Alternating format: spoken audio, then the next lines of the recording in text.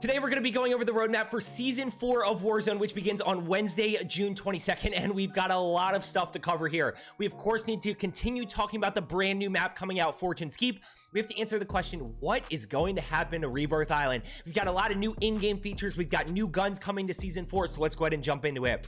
Now, as I mentioned, Warzone Season 4 begins on Wednesday, June 22nd at 9 a.m. Pacific Time, 12 p.m. Eastern Time is when the update's going to be rolling out, and that's when we'll get our first look at Fortune's Keep. Now, Fortune's Keep is a resurgence style map. It is the same game mode that we love on Rebirth Island in terms of if you die, you have a respawn timer, you fly back in, which is great news because a lot of us do love that style.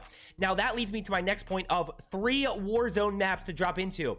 So we have Rebirth Island, which is going to be a small map, fast-paced. We've got Caldera, which is slow-paced, traditional battle royale, super big map. And then we're going to have Fortune's Keep, which is kind of right in the middle, which is what it seems like based on kind of the rumors and the map sizes and all that stuff. Probably a 70 to 80 player count, where you're going to have fast-paced engagements, but you're also going to have situations where you want to be strategic. Overall, though, still the same resurgence game mode. And with Rebirth Island staying in, that is great news for a lot of us who love that map. Now, Rebirth Island will be going away for a short period of time in the beginning when Fortune's Keep first comes out. Of course, they're going to make us play Fortune's Keep since it's a brand new map, but at some point throughout the season, Rebirth Island will be returning, and they're going to be doing rotating playlists. So same as we have now, each week you're going to have different playlists rotating in and out.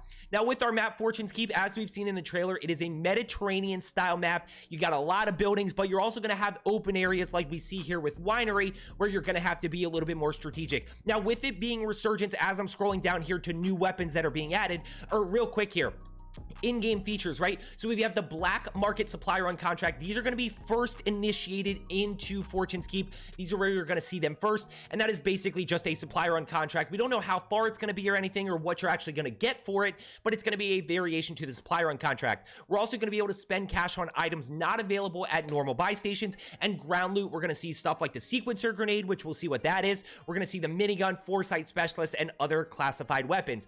Now, as I was saying here, as I'm scrolling down to the new weapons that are coming in Season 4, with Fortune's Keep being a resurgence map, I am going to continue doing tip videos. I love doing tip videos for Rebirth Island resurgence. With Fortune's Keep being a little bit of a bigger map, we're going to continue doing videos on that, and it'll be a mix of both. So let's go ahead and get down here to where the weapons actually are into this update right here. We've got a few new weapons coming into play here. We have the highly mobile Marco 5, we've got the suppressive UMG 8, and then later in the season we have the Vargo S. Now, with the Marco 5 here, kind of the biggest thing is a highly mobile submachine gun. So I'm kind of thinking something like maybe the OTS-9, something that is very close quarters. You're going to have a little bit of range with it, but not much.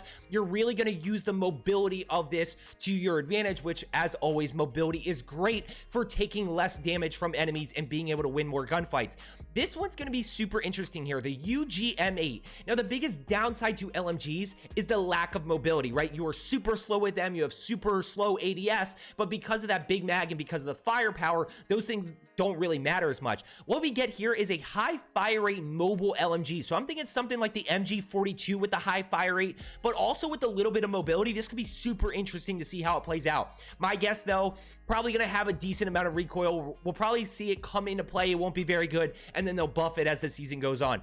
Now, with the we don't really need the push dagger. With the Vargo S here, we're looking at very versatile, high fire rate, steady aim assault rifle that'll be kind of used. I'm envisioning maybe a sniper support, a little bit closer range, something like the Volk, or, you know, not even, you know, the Armaguera's an SMG, but kind of similar to that as well with the high fire rate, steady aim, and of course mobility. With our operators here, as I'm kind of wrapping this up, I'm just going to scroll through these few new operators that we're seeing in play. Of course, you'll probably be able to buy those or unlock those, but I hope you found today's video helpful. Make sure you subscribe down below so that when the official patch notes come out, you know everything that happens very early on, including weapon balancing, everything you need to know about the new map, as well as Rebirth Island. I hope you found today's video helpful. As I always say, let's get better today, and I will see you tomorrow.